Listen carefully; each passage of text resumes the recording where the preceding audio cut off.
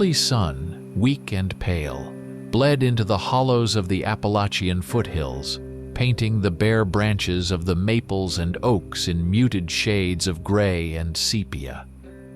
It was 1960, and the world here, in a town nestled deep within those ancient mountains, still moved at a pace dictated by the earth itself. The air, crisp and biting, carried the acrid tang of coal smoke, a smell that had woven itself into the fabric of every home, every person, every dog and cat that roamed the sleepy streets. It clung to the rough-hewn timber of the houses, seeped into the cracked leather of worn boots, and drifted through the narrow gaps between floorboards. The sounds were as predictable as the sunrise. The distant, mournful shriek of the mine whistle signaling the change of shifts.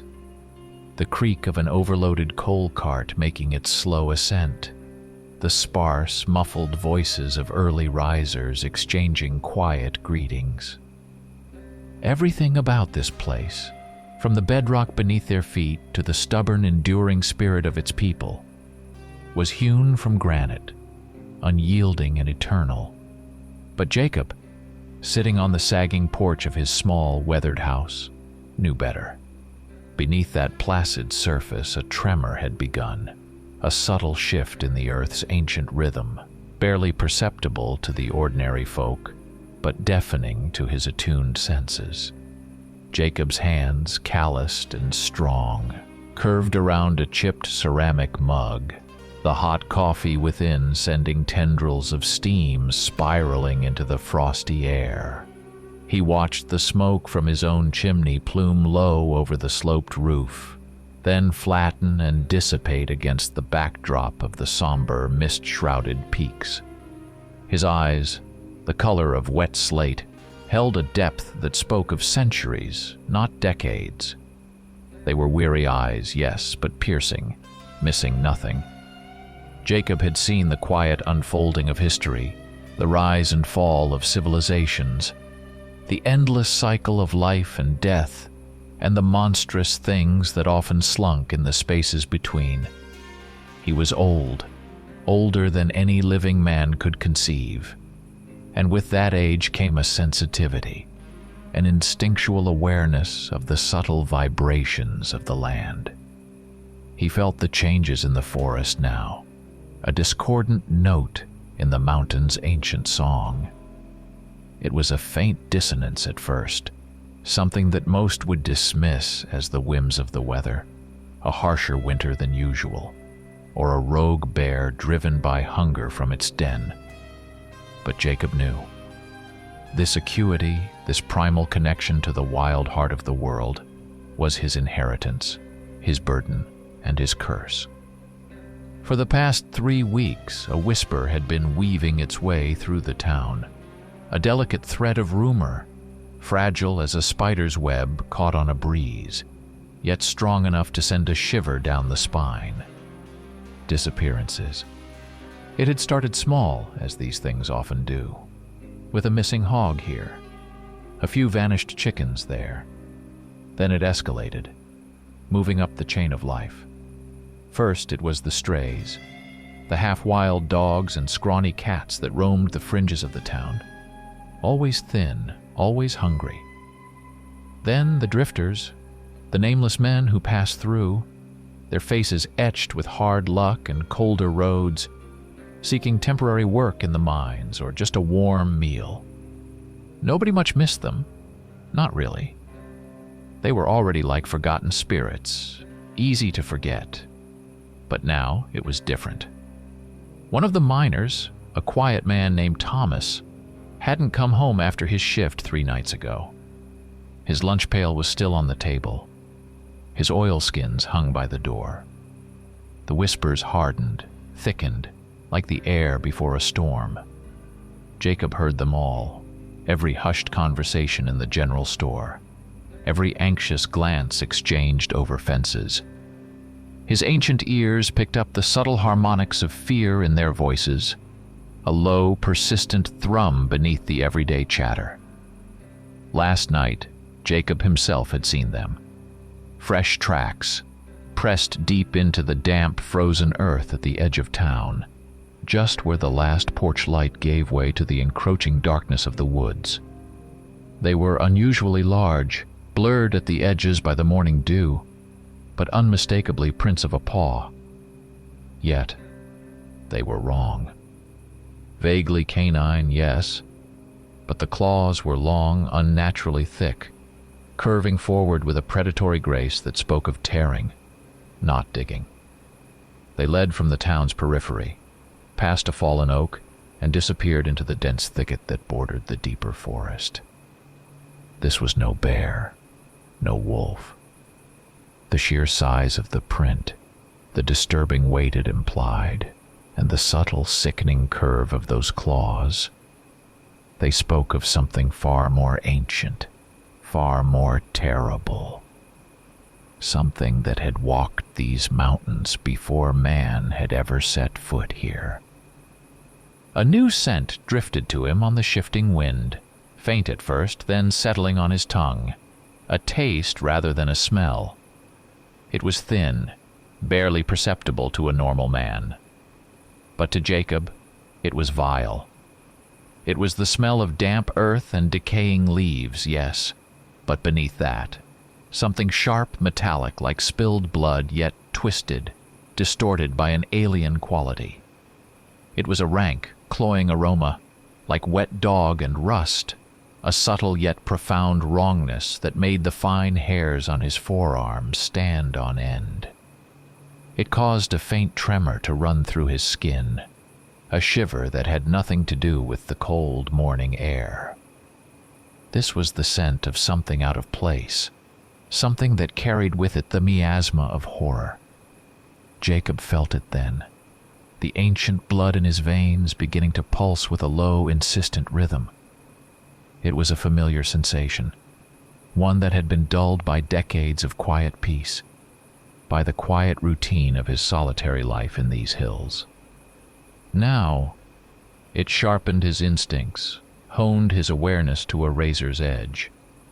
He clenched his hands, the dry, rough skin on his knuckles stretched tight. This was not merely another hunt, another beast to be tracked and dispatched. This was a premonition, a deep, unsettling certainty that hummed in his very bones. His gut, which had witnessed countless monstrosities across uncountable years, recognized the unmistakable approach of true horror.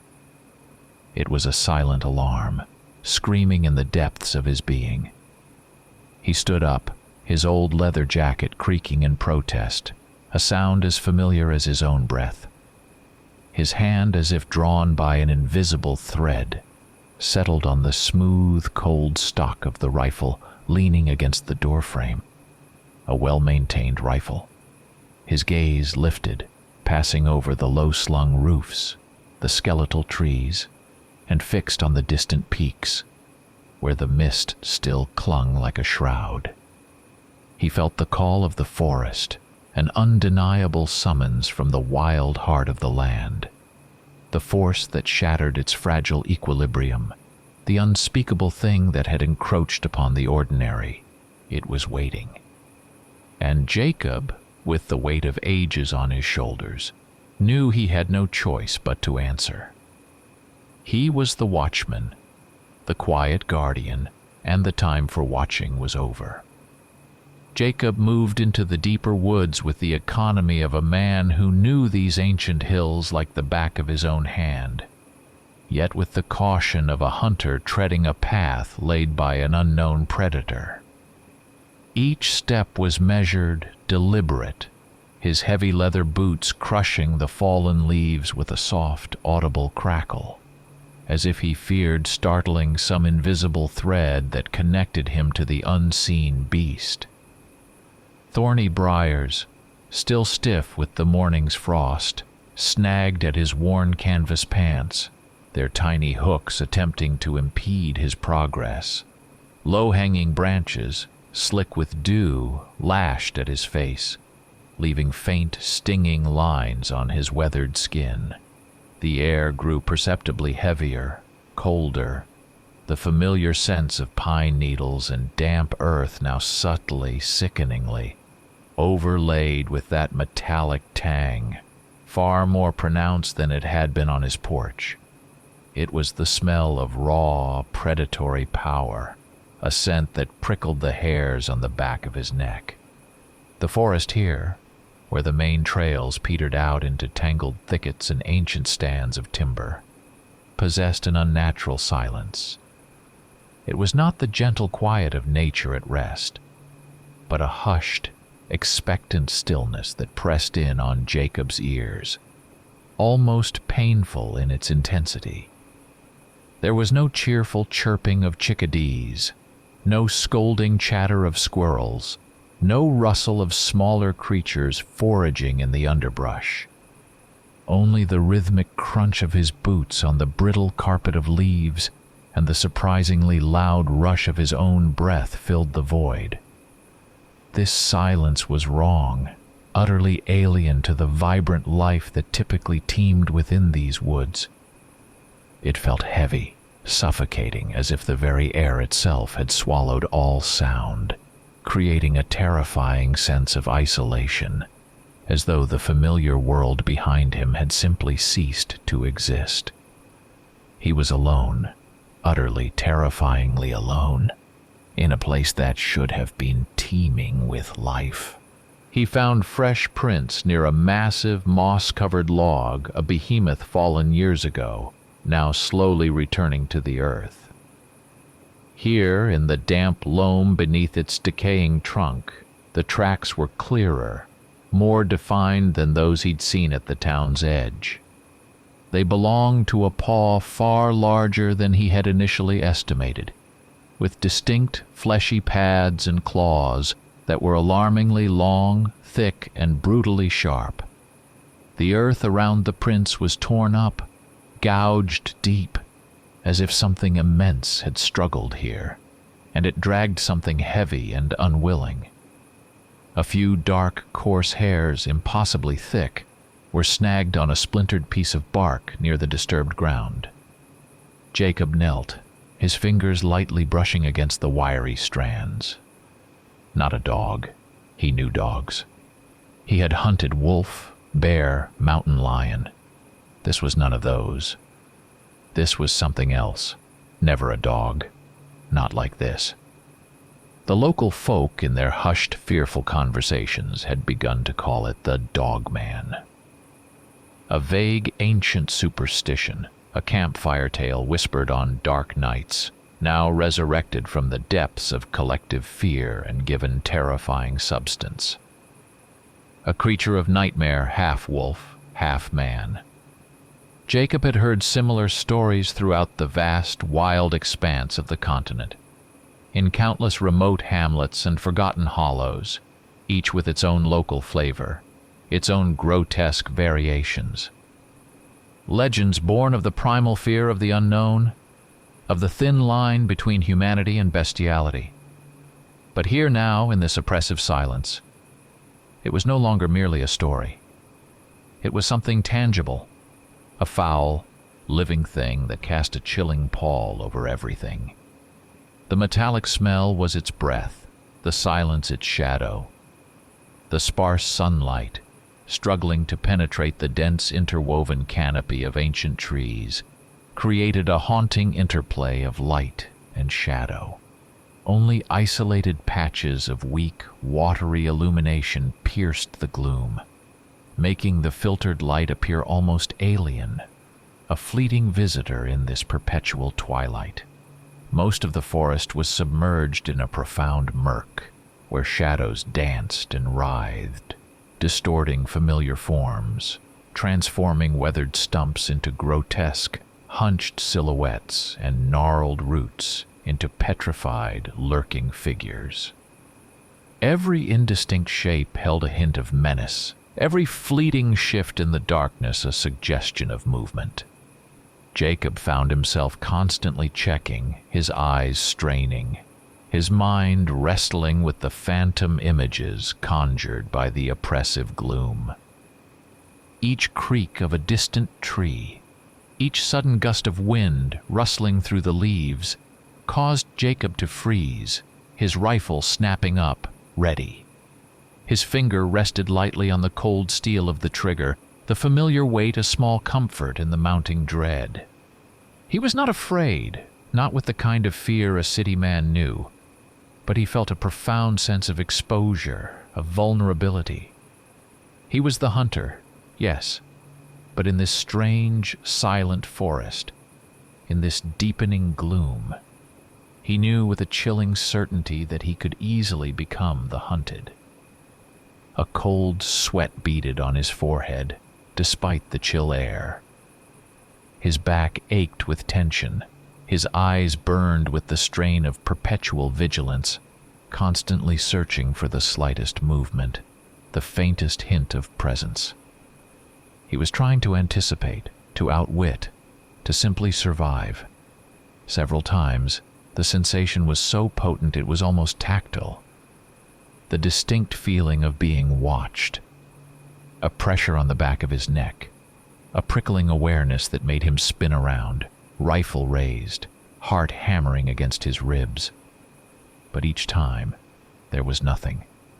Only the impassive trees, the indifferent stones, the carpet of dead leaves. It wasn't a sound, not a visual cue, but a profound, almost physical sensation of being observed, of unseen eyes tracking his every move. The forest, or the creature itself, played a cruel game with him, tightening the invisible net, stretching his nerves to their breaking point. The monstrosity was already close, closer than he dared to imagine. A dark, silent observer, reveling in his escalating dread, waiting for the perfect moment to reveal itself.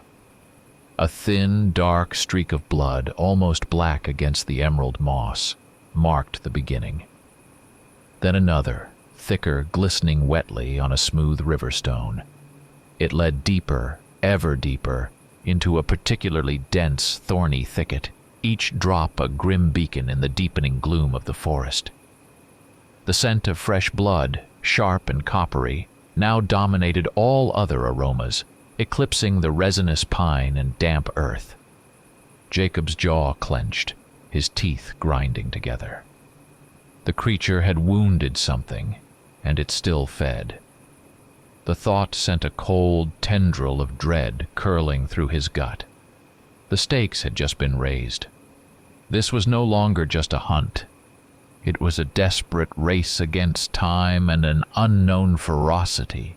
He followed the crimson trail, his movements swift, yet silent, the old leather of his jacket barely whispering against the brush.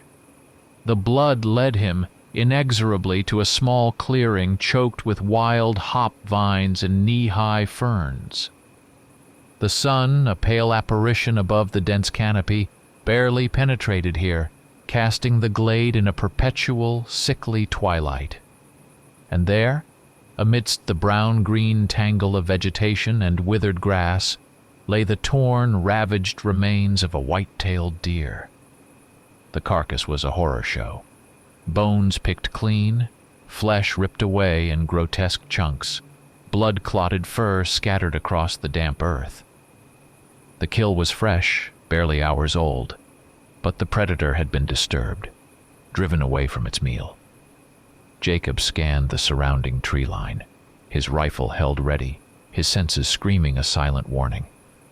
A subtle rustle. Not the wind. Not a bird. It was faint, barely audible over the thumping of his own heart, but distinct. It came from the far edge of the clearing, where the thicket deepened into an almost impenetrable wall of ancient rhododendrons. It was the sound of something large, yet impossibly cautious, moving through the dense undergrowth, its bulk barely disturbing the tangled branches. Jacob froze, his breath catching in his throat. His rifle, a natural extension of his arm, rose to his shoulder, the cold steel of the barrel aligning with the sound. His finger, steady as stone, settled on the trigger. Adrenaline, bitter and sharp, surged into his mouth, tasting of rust and impending violence. Then he saw it. A glimpse, fleeting, terrifying. A massive silhouette, dark, almost black, perfectly camouflaged by the shifting shadows of the deepening twilight. Its outlines were indistinct, blurred by the gloom and the dense foliage. Yet in that brief, horrifying flash, Jacob felt its immense power, a raw, untamed force utterly unnatural to any known beast. It was hunched low to the ground, almost prone, its body a coiled spring, observing the hunter with an unnerving stillness. It was a perfect hunter, a shadow among shadows, a thing woven from dread and muscle. For a fractured instant, their gazes met. Two eyes, burning with a deep, feral intensity, the color of embers in the encroaching darkness. They were full of a primal wildness, yes, but beneath that savagery Jacob caught a fleeting flicker of something else. Pain, a deep, ancient suffering. He didn't have time to understand. The beast, he realized, was wounded. It favored its left side, a subtle limp in its massive frame.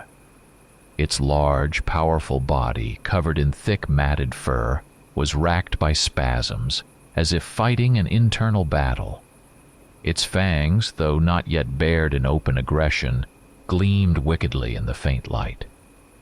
Jacob didn't hesitate for long. The instinct to act, honed by centuries of survival, took over. He fired. The roar of the rifle shattered the oppressive silence, tearing through the glade like a physical blow. The creature let out a guttural shriek, more of rage than of agony, and lunged sideways, a blur of dark fur and furious motion. Jacob, already cycling the lever, squeezed the trigger again, sending a second round chasing the fleeing monstrosity. He heard a dull thud, a sickening impact that told him the bullet had found its mark. The beast disappeared, melting back into the impenetrable wall of rhododendrons, leaving behind it an even more pronounced trail of dark, glistening blood, fresh and potent against the damp earth. Jacob reloaded, his movements economical, fueled by a cold, ancient resolve. He knew he had hit it, both shots. Now this was no longer just a pursuit of a dangerous predator. This was the tracking of a wounded beast, an animal driven to desperation, far more dangerous than one untouched. A primal thrill, cold and sharp as winter air, surged through his veins, mingling with the deep, unyielding determination that was his birthright. He would follow it. He vowed silently, his gaze fixed on the broken branches and fresh blood. He would follow it wherever it led, into the deepest, darkest heart of these mountains, until he finished what he had started. The silence had been broken, and now only one of them would emerge from this forest alive. The blood on the leaves, on the rough-hewn stones, was thicker now, a viscous dark crimson that pulsed with a life of its own. It snaked through the undergrowth, a gruesome thread leading Jacob deeper and deeper into the untamed wilderness. He moved with an almost preternatural stillness, his breath coming in even, measured drafts, his body a conduit for ancient instincts. Fatigue, a concept alien to his true nature, did not touch him. His eyes, keen as a hawk's, devoured every single drop of blood, every scuffed mark on the forest floor, every broken twig. His nose, acutely attuned to the subtle shifts in scent, distinguished the different nuances of decay, damp earth, and, most importantly, the potent, sickening smell of the wounded beast. His ears, straining against the heavy silence, sought out every rustle, every faint snap of a distant branch. The forest itself began to change, a slow, imperceptible transformation. The trees grew older, their trunks gnarled and scarred, reaching to impossible heights, their intertwined crowns forming a nearly impenetrable canopy that smothered the sky. Sunlight became a distant memory, replaced by a perpetual, aqueous gloom. The silence here was different, too. It was dense, oppressive, hanging in the air like the tangible weight of an impending storm. It was a silence that vibrated with suppressed energy, a coiled tension.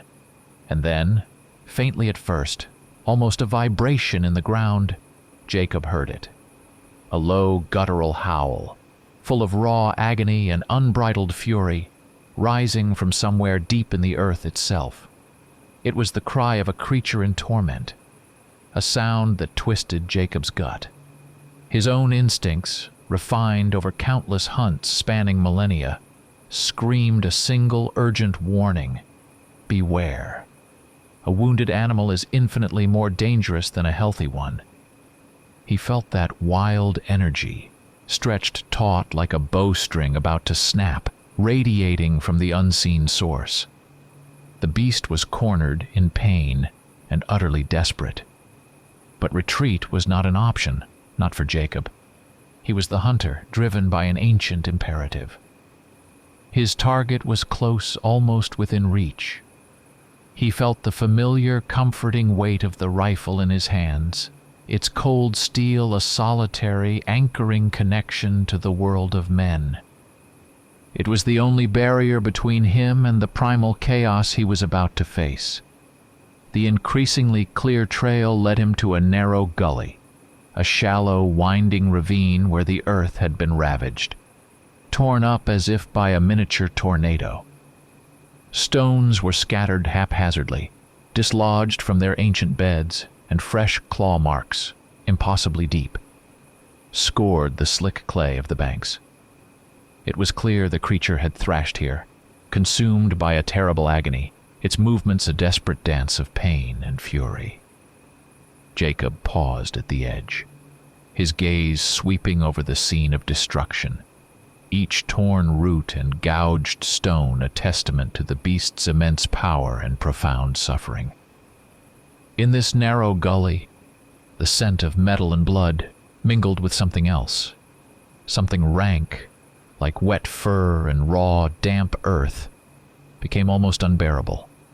It filled his lungs, searing his nostrils, a thick, cloying miasma that made him cough, a dry, ragged sound in the heavy air. Jacob struggled to breathe, the stench an oppressive weight in his chest. It tasted of death and fear, an intoxicating, sickening brew that threatened to overwhelm his senses. He knew he was close. Too close. The gully led, unerringly, to a cave. Its gaping maw, a jagged tear in the side of the mountain, looked disturbingly like the entrance to a monstrous, hungry maw. A profound chill, damp and earthy, wafted from its depths, carrying with it a rich, cloying darkness that swallowed the meager light of the fading afternoon. Jacob paused at the entrance, his body tense, every muscle coiled. He listened, straining against the heavy silence. From the inky blackness within, he heard it again. A hoarse, ragged breathing, punctuated by low, agonizing groans. The beast was here, wounded, cornered, but still alive, still dangerous. Jacob checked the rifle's action, a smooth, practiced movement. The cold brass of the cartridges gleamed briefly in the fading light. The sense of duty, a burden carried through centuries in his very blood, was stronger than any fear, any lingering tremor of doubt. He had to finish this. For the sake of this little town, for the peace of its inhabitants, for those who had vanished without a trace. He would step into that darkness, into that primordial terror, armed with nothing but his rifle and the unwavering resolve of an ancient hunter. There was only him and the beast and the ultimate reckoning. Inside the cave, a profound and absolute darkness reigned, thick and palpable, pressing in on Jacob's eyes with an almost physical weight. His old lantern, its batteries faltering, threw only a meager dancing circle of light directly in front of him, leaving the vast, echoing blackness beyond to the mercy of his imagination. The air was heavy, damp, rich with the smell of wet stone, earth, and something else.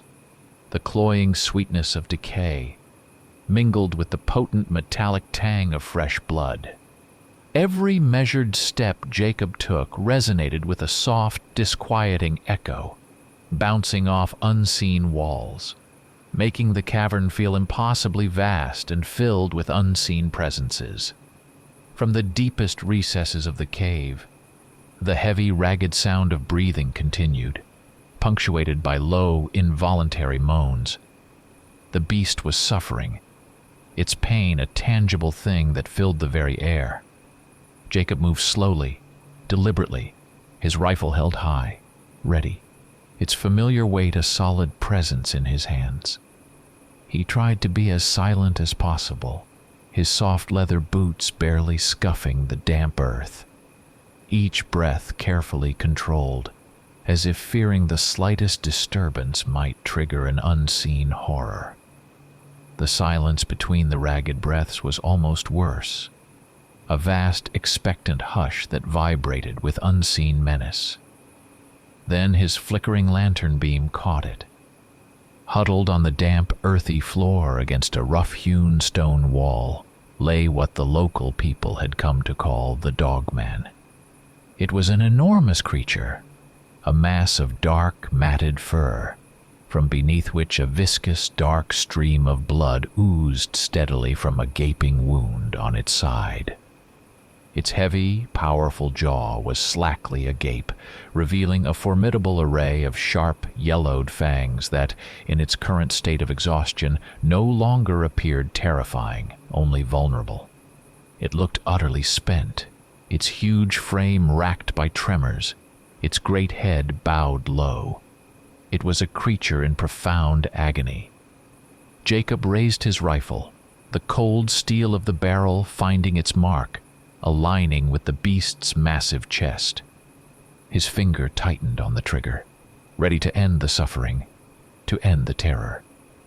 But something in the creature's posture, its profound pain, its utter helplessness, gave him pause. A momentary flicker of hesitation, alien to his ancient resolve, caught him. He stared at the beast's eyes, dull with suffering, yet still retaining a spark of wildness. In those depths, he saw not only ferocity but also a profound despair, a haunting echo of lost things. This was not merely a predatory beast, he realized with a jolt. This was a wounded soul, trapped in a monstrous form, suffering in the depths of this dark earth. In that fleeting, fatal instant of hesitation, when his mind was momentarily distracted by a sympathy he hadn't known he possessed, something erupted from the deeper, unseen shadows. It was enormous, terrifyingly swift and utterly silent. A blur of gray fur and savage motion, its blazing red eyes burning like hellfire, its claws long and razor-sharp, emanating a coldness that felt like death itself. It smelled of wet dog, but also of something fouler, a scent of rot and ancient malice. It was the other, the true werewolf. It flung itself at Jacob with an unbelievable force, a savage, unstoppable blow that sent him sprawling backward, slamming his head against the rough stone wall. The impact knocked the wind from his lungs, and his rifle, a beacon of human order in this chaos, flew from his grasp, clattering loudly on the stony floor, its sound deafening in the echoing cave. Razor-sharp claws, dripping with unseen fluids, tore through his heavy leather jacket, ripping into the flesh of his shoulder and arm. Pain, sharp and excruciating, lanced through him, a white-hot agony that stole his breath. Jacob felt an ancient power stir within him, a deep-seated instinctual response to mortal danger. But it was too slow, too muted, unable to fully awaken in time. In the final desperate moment, as the werewolf's slobbering jaws, heavy with the stench of gore, opened wide, its enormous fangs poised to tear out his throat, the wounded Dogman reacted. With a roar that tore from the very depths of its suffering, it launched itself at the attacking werewolf. Desperation, pure and untamed, lent it a terrible strength. It slammed into the larger creature, sinking its own powerful fangs into the werewolf's shoulder, twisting, tearing, diverting its attention from Jacob. A brutal, savage struggle erupted in the oppressive gloom of the cave, a dance of teeth and claws, blood and fury, two ancient nightmares locked in a deadly, desperate embrace. Jacob, stunned and bleeding, could only watch, a helpless witness to the horrifying, unexpected salvation.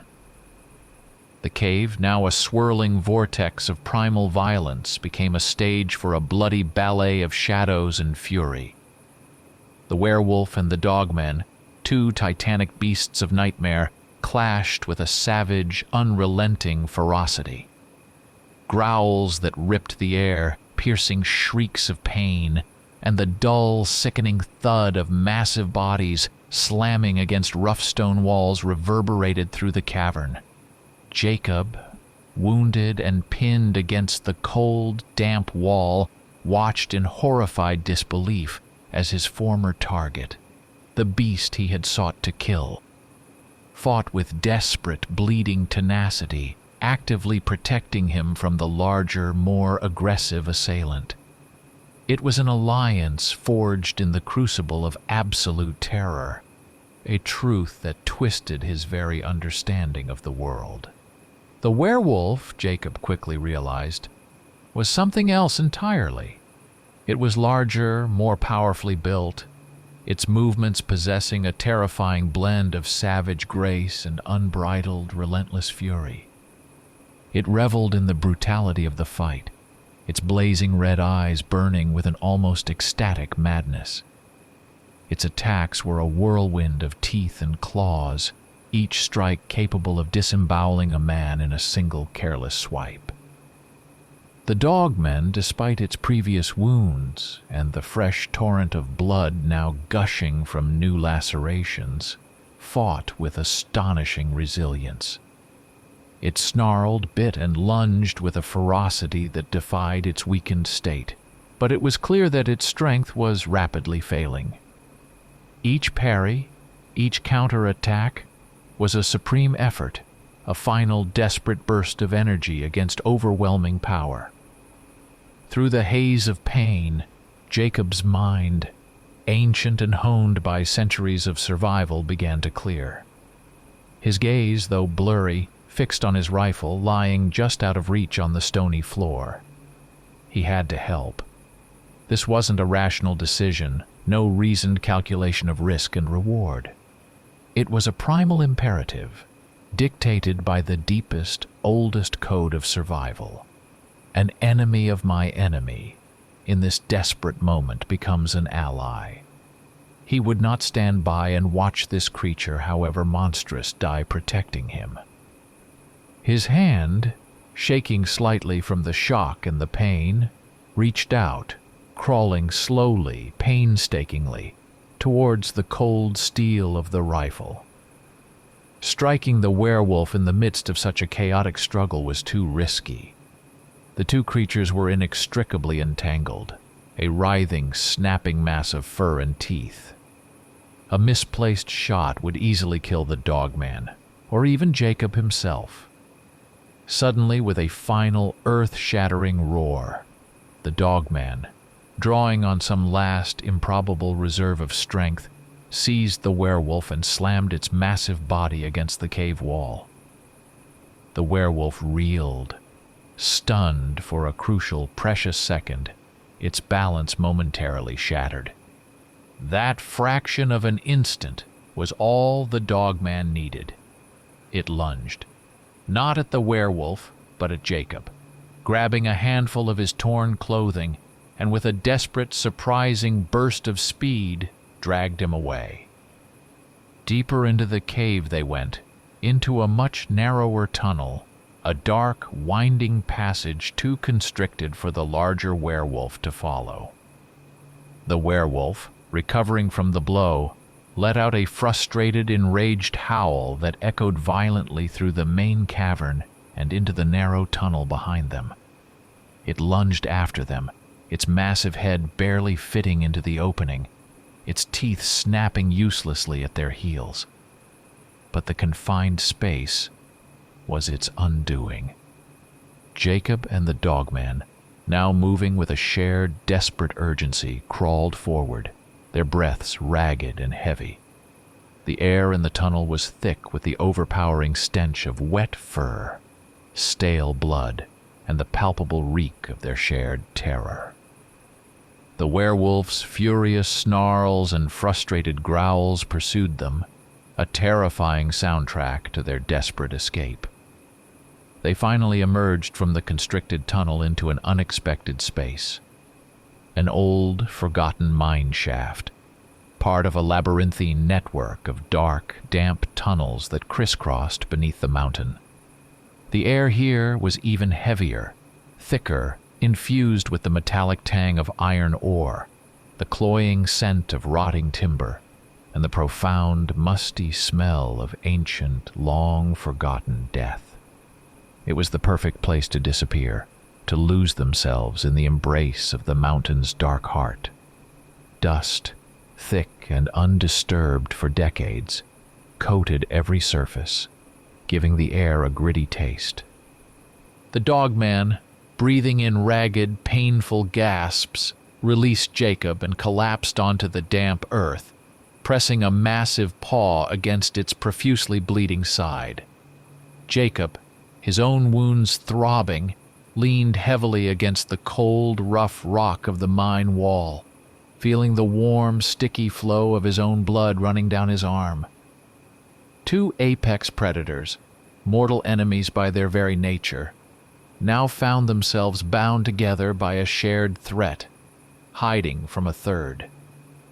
It was an improbable, chilling alliance, forged in the depths of terror, a silent, unspeakable pact made beneath the unseeing gaze of the earth. The oppressive darkness of the mine shaft was absolute, a profound, consuming void that swallowed the scant, flickering light of Jacob's failing lantern. The batteries, nearing their end, cast only weak, unreliable pools of yellow, making the impenetrable blackness beyond feel even more vast and menacing. The only sounds that dared to disturb the suffocating silence were the ragged symphony of their own breathing and the melancholic, irregular drip of water somewhere deep within the mine's forgotten arteries. Cold, ancient, and damp, seeped into Jacob's very bones, intensifying the dull throb of his wounds, which now burned with a fierce, persistent ache. In that profound gloom, an unspoken understanding began to solidify between them. Jacob, with movements born of long habit, tore a strip from his already shredded shirt and awkwardly began to bind the deep gash on his arm.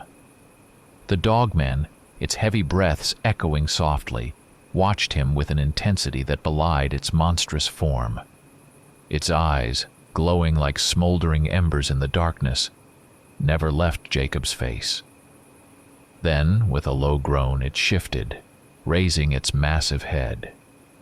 With a slight, almost tentative wag of its great tail, it began to lick its own wounds, its rough tongue scraping gently against the torn flesh.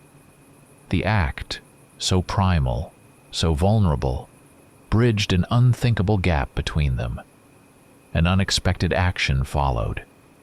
The Dogman, with a soft grunt of effort, pushed itself up and lumbered towards a patch of damp, sandy earth near the tunnel wall. Its massive claws, which only moments before were nothing but brutal weapons, now moved with an astonishing delicacy. Slowly, meticulously, it began to draw. Lines appeared, shallow furrows in the fine, wet grit, each stroke deliberate, almost thoughtful. Jacob, despite his pain and the crushing weight of their predicament, felt a prickle of profound curiosity. Jacob leaned closer, straining to discern the meaning in the dancing, inadequate light of his lantern. At first, the lines were indecipherable, an abstract tangle. Then, as the Dogman continued, carefully tracing each curve and angle, distinct letters began to emerge. J-A-C-K. A name. Jacob blinked, then blinked again, disbelief warring with a dawning, terrifying certainty. His breath hitched in his throat. It wasn't just a beast. This was something more, something utterly beyond his understanding. A creature that could communicate, that possessed a name. A strange, unbelievable dialogue began to unfold in the heart of the dead mine. Jacob, feeling an overwhelming surge of shock, but also a profound, urgent curiosity, knelt on the cold ground. "Jacob," he murmured, slowly, pointing to himself, his voice raw and gravelly. Jack the Dogman nodded, his intelligent eyes fixed intently on him, absorbing every nuance. "Thank you," Jacob added, the words thick and alien in his mouth. "Gratitude to a monster." The absurdity of it almost made him laugh, a short, humorless bark that caught in his throat. Jacob pointed towards the shadowy entrance of the shaft, from which the werewolf's enraged howls had once echoed. "Who is he? Why does he attack?" He asked the questions without truly expecting an answer, but Jack merely turned back to the damp earth, his massive head bowed, his claws poised. The silence that followed was heavy with anticipation, with a profound shift in the very fabric of Jacob's reality. Slowly, painfully, letter by deliberate letter, Jack scratched out a response. "My master." Jacob's hand, holding the lantern, dropped slightly. The feeble light tilted, plunging them into a deeper, more profound darkness. His carefully constructed world, which had only moments before was utterly, terrifyingly clear, now shattered into countless, glittering fragments of unbelievable truth. The implications of those two simple words, scratched into the dirt by a monstrous paw, were staggering, terrifying, and utterly soul-shattering. Jack continued to etch his narrative into the damp earth, his powerful claws moving with a meticulous precision, as if they had suddenly discovered a new profound purpose beyond tearing and killing.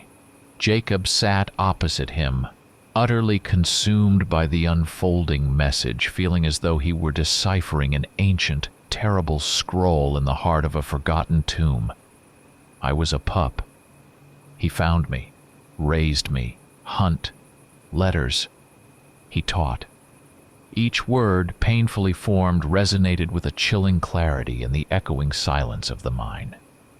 Jacob's mind raced, attempting to piece together the fragments of this unbelievable tale. If this Dogman had grown up here, in this remote Appalachian hollow, then who was his master? The town was small, its inhabitants few and largely predictable. Nobody had ever spoken of a man with such a peculiar, monstrous pet. The very idea was anathema to the close-knit, God-fearing community. Yet here was the proof, undeniable and terrifying. My master was kind, very kind.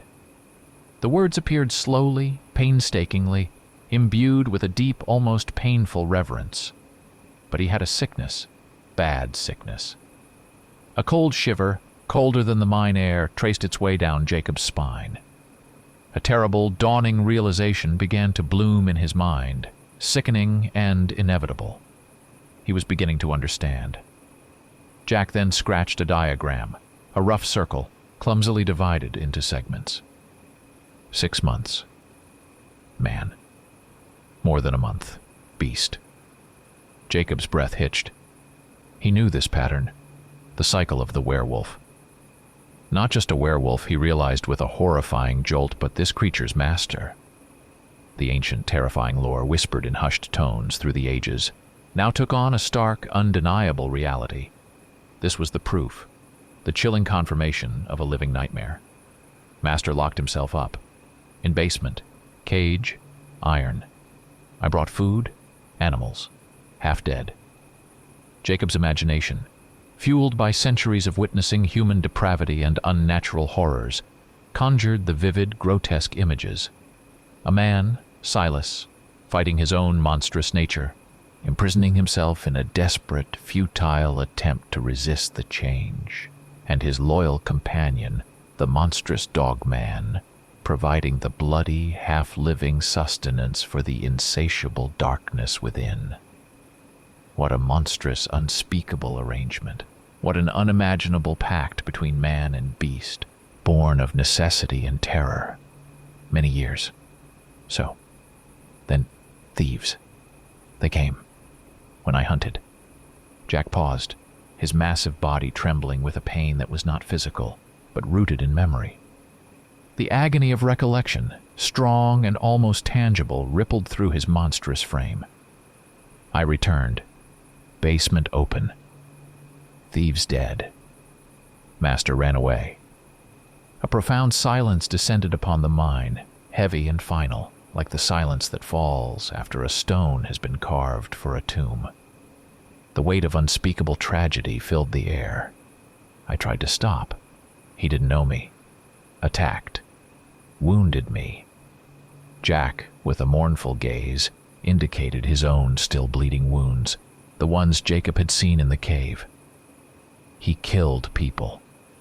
Jacob listened, his own ancient anger, his hunter's resolve, slowly giving way to a profound existential sadness. This Dogman, this creature he had pursued with grim determination, believing it to be the cause of the town's anguish, was, in fact, a victim, a faithful, doomed companion, trying desperately to save his own beloved, cursed master. The irony was a bitter, unbearable taste in Jacob's mouth. Jack finished his terrifying narrative, his massive paw lingering on the last etched word in the damp earth. Now his claws moved with a different intent, with a raw, desperate urgency that pulsed through every line. Save, master. Do not kill. The words, crudely scratched, were a stark, primal plea, vibrating with an agony and an unwavering devotion that Jacob felt in his very soul. Jack's eyes, usually reflecting the wildness of the deep forest, were now suffused with a profound, almost human longing, a deep-seated anguish. He looked directly at Jacob, and in that gaze there was no trace of the monster. Only the pure, unyielding loyalty that transcended form, transcended death. Jacob felt his carefully ordered world, the one he had painstakingly built over centuries of hunting and observation, shatter around him.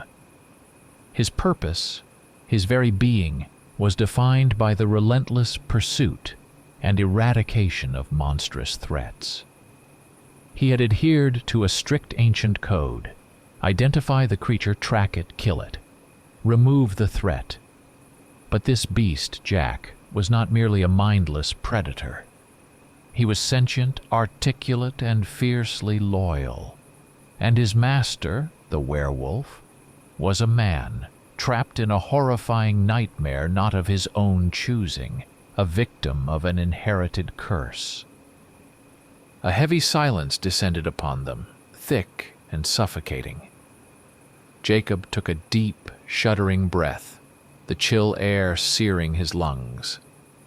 He saw in Jack not a beast to be feared, but a creature whose pain and loyalty eclipsed much of what passed for human compassion. Yet, the images of the murdered townsfolk, the missing miner, the desecrated animals, those vivid, gruesome images still burned in his mind's eye, refusing to fade. They were the undeniable consequences, the blood price of Silas's curse. "We must stop him," Jacob said, his voice raw and gravelly, barely more than a whisper in the echoing silence of the mine. "At any cost, even if it meant killing him. That is the price for what he has done." He felt the terrible weight of his own words, each syllable a stone dropping into a bottomless well. This was not about revenge, not about an eye for an eye. This was about necessity, a grim, unyielding duty to protect the innocent, to restore a semblance of order to a world shattered by ancient horror. Jack lifted his massive head. His gaze, fixed on Jacob, was heavy, filled with a sorrowful wisdom that was almost unbearable to witness. He did not scratch another word.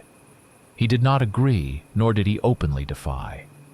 His silence was profound, a chasm between them, a deep, irresolvable dilemma that had irrevocably fractured their fragile, improbable alliance. In that moment, Jacob understood that the bond between Jack and his master Silas ran deeper than any temporary pact forged in terror. Jacob felt the insidious creep of exhaustion, heavy and suffocating. Time was a luxury they did not possess. The werewolf cycle. How many days were left until Silas would, for a fleeting time, revert to his human form? Each day of delay, each hour of hesitation meant new victims, more senseless bloodshed, more terror unleashed upon the unsuspecting town. The thought was a goad driving him forward even as his body protested. A heavy, chilling realization settled upon Jacob. There was no turning back. They would go after the werewolf. And in that confrontation, Jack would not help him. He would, with his unwavering loyalty, attempt to protect his master, even from Jacob's righteous wrath. But Jacob had to fulfill his mission. The ancient code demanded it. The lives of the innocent demanded it. He would go, alone if necessary, into the heart of the darkness. After what felt like an eternity of profound, almost suffocating silence, a silence where each of them wrestled with their own impossible burdens, Jacob began to prepare. His movements were slow, deliberate, fueled by a grim resolve. He methodically cleaned his rifle, running an oily rag along the cold steel of the barrel, then checked the ammunition, each brass cartridge gleaming dully in the dim light of his flickering lantern. Jack watched him, his massive body still. His eyes, usually so fierce, now were heavy, laden with an unbearable weight of prescience and unspoken sorrow. The air between them hummed with a tension as taut as a single vibrating violin string stretched to its breaking point. They emerged from the labyrinthine darkness of the mine shaft, blinking into the deepening twilight. The world above ground was being consumed by the encroaching night, the ancient forest painted in bruised hues of deep crimson and inky black, the last vestiges of daylight clinging precariously to the highest peaks. The air had grown colder, sharper, a cutting edge that pierced Jacob's very skin. The silence of the forest, once merely oppressive, now felt like a living thing, a held breath, waiting. Jacob felt his wounds throb with a dull, persistent ache, but the pain, though present, receded into the background, overshadowed by the intense focus of his impending task. Jacob's ancient senses quickly found what he was looking for: fresh tracks. These were even larger than the previous ones, the impressions in the damp earth unnaturally deep, with unusually long, brutally sharp claw marks. The creature, he realized with a chill, had become even stronger, faster, more potent in its monstrous form. The raw, rank scent of wet fur and fresh blood, potent and sickening, permeated the cool evening air, forcing Jacob to clench his teeth, his jaw aching with the tension. The beast was near, and it was at its peak. They moved together yet apart. Jacob, relying on his ancient, unerring tracking skills, followed the fresh trail, his gaze sweeping over the forest floor with meticulous precision. Jack, his massive body low to the ground, padded silently behind him, his movements fluid and impossibly silent.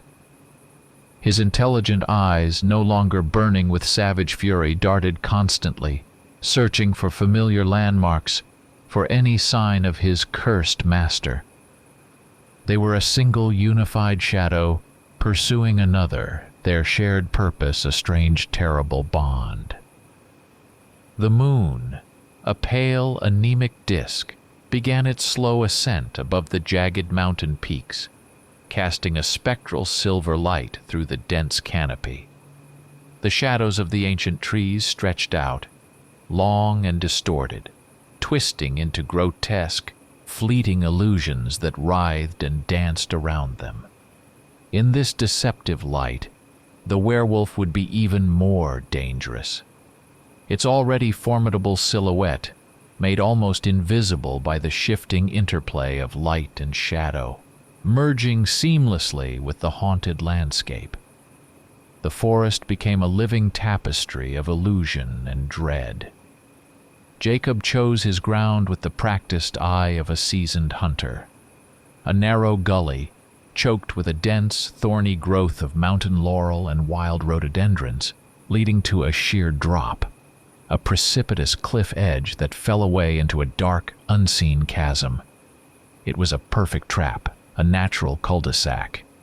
He positioned himself carefully on a low ridge, ensuring a clean, unobstructed shot. Jack, without a word, took up another position, his massive body melting into the shadows, his eyes burning with an almost feral intensity in the encroaching gloom, a silent sentinel poised for the coming confrontation. The air grew heavy, thick and still, charged with an almost unbearable sense of impending danger. It felt as though the very forest held its breath, waiting. Jacob could hear the furious pounding of his own heart, a drumbeat against the silence. He felt the creature's proximity, a chilling presence that prickled his skin, a certainty that it was near and was even aware of their presence, circling them like a predator. He strained all his senses, pushing them to their absolute limit, every nerve, every muscle, every fiber of his ancient being coiled and ready, bracing himself for the decisive final confrontation. The hunt was over. The killing was about to begin. A heavy branch, dry and brittle, snapped with a deafening crack that echoed through the otherwise silent forest. Then a guttural, terrifying snarl, a sound of primal fury that clawed at the night. And there it was, the werewolf. Its monstrous silhouette, impossibly vast, materialized from the inky blackness of the trees. A nightmarish shadow come to terrifying life. Its eyes, twin embers of hellfire, burned with a malevolent, savage glee. Its enormous fangs, sharp as knives, were bared in a silent, bloodthirsty grin, and from its colossal frame emanated a rank, sickening stench of wet fur, ancient malice, and profound, untamed power. It was not merely a predator. It was the living embodiment of every whispered nightmare, a horror given flesh and teeth. Jacob acted with a lightning speed honed by centuries of such encounters. He snatched a heavy stone from the ground and flung it deep into the underbrush to his right, creating a diversion. The werewolf, its primal instincts momentarily overriding its cunning, lunged towards the false sound, its massive body a blur of savage motion. In that same instant, Jack, a silent, deadly apparition, erupted from his hidden position on the left, cutting off any possibility of retreat. The monstrous creature was trapped, caught between the ancient hunter and its loyal, monstrous companion. The werewolf, its ruse exposed, let out a furious roar and spun, lunging at Jack with a speed that belied its immense size. But Jack, agile and quick, sidestepped the attack, a blur of dark fur countering the larger creature's brute force. A brutal, savage struggle erupted, a horrifying dance of death under the spectral moonlight. Roars and snarls ripped through the night, punctuated by the sickening thud of powerful blows, the rending sound of tearing flesh, and the lightning-fast flashes of bared fangs. Jacob, his rifle raised, finger trembling lightly on the trigger, waited, his heart pounding in his chest. He saw the pure, unadulterated ferocity in the werewolf's blazing eyes, its pitiless, merciless intent. He needed a clear shot, a definitive moment. Finally, with a desperate burst of strength, Jack threw the werewolf against the very edge of the precipice, its huge body teetering precariously on the brink of the abyss. Jacob seized the moment. He raised his rifle, sighting down the barrel, aiming for the beast's heart, the only certain kill. And then, "Jack, help. Jack, help." The words, raw and agonizing, tore through the night, a human voice. Muffled by the werewolf's snarls, distorted by pain and terror, but undeniably, terrifyingly human. Full of an unbearable desperation, a plea for salvation. The human cry struck Jack like a lightning bolt, freezing him mid-lunge. He stopped, his eyes, wide and suddenly filled with a horrific realization, darted from the struggling werewolf to Jacob. Loyalty, years deep, forged in the fires of shared loneliness and unspoken understanding, screamed within him. With a guttural roar, a sound torn from the deepest part of his tortured being, Jack launched himself, not at his master, but at Jacob. A dark, furious blur. His intent was clear, to knock the rifle from Jacob's hands, to prevent the killing blow. Taking ruthless advantage of the sudden chaos, the werewolf, its red eyes blazing with a cruel, triumphant glee, plunged its immense fangs into Jack's back. It twisted, tearing and gnawing at his flesh with horrifying savagery. Jack cried out, a terrible sound that began as a roar and ended as a choked, bubbling gasp. He struggled, attempting to pull free, but the werewolf held him fast, its fangs embedded deep. His desperate efforts ceased. He stumbled, collapsing heavily to the ground, his breath coming in ragged, bloody gasps. His wounds were mortal. He was dying. Jacob, thrown to the ground by Jack's unexpected attack, watched in horrified disbelief as his only ally, the monstrous companion who had saved his life, bled out. He saw the raw, triumphant malice in the werewolf's burning eyes, the absolute, unadulterated joy in its act of betrayal. Jacob himself was wounded, his rifle lying uselessly several feet away, lost in the shadows. The situation was hopeless, utterly, irrevocably beyond salvation. As the werewolf stood triumphant over Jack's dying body, its massive frame began to convulse, writhing in a terrible agony. It let out a ghastly, unnatural bellow, a sound not of triumph or fury, but of profound, excruciating pain. Its powerful muscles rippled and contorted, tearing at the very fabric of its monstrous form.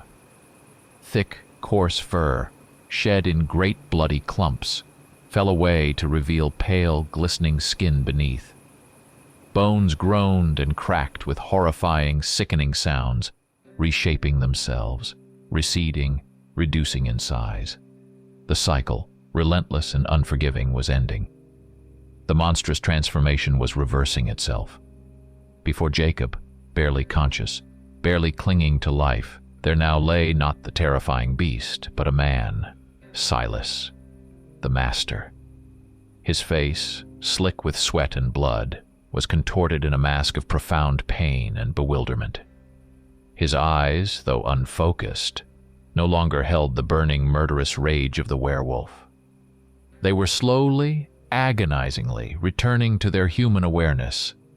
He gasped, sucking great gulps of the cold, night air into his raw lungs, his consciousness slowly, terrifyingly returning to him.